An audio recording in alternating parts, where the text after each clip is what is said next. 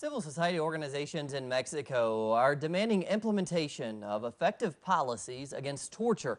It comes after a scathing report by the United Nations last month. Now, the Mexican authorities have categorically rejected the findings. Our correspondent Clayton Khan now with this. For 32 years, Ramon has worked as a journalist covering Mexico's crime, corruption, and violence. In 2012, he was arrested and jailed for 6 months for what he says was a story on political corruption of Mexico City's elites.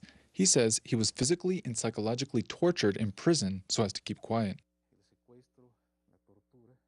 The kidnappings, the torture, what it does is destroys a person.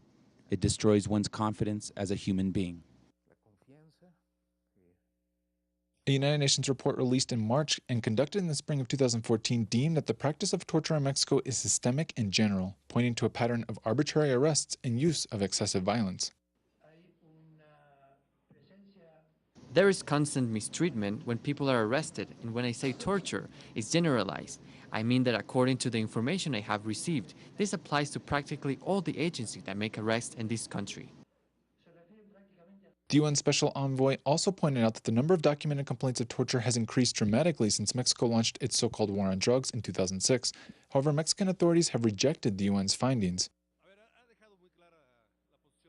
The position was made clear by the Foreign Secretary. There are certainly important differences. We do not all agree with the UN's conclusions. Although Mexico has signed international laws on combating and prohibiting the use of torture, rights groups argue that the practice has been general before 2006 with no prosecutions made. Impunity is 100%. Nobody is prosecuted or sentenced for the crime of torture.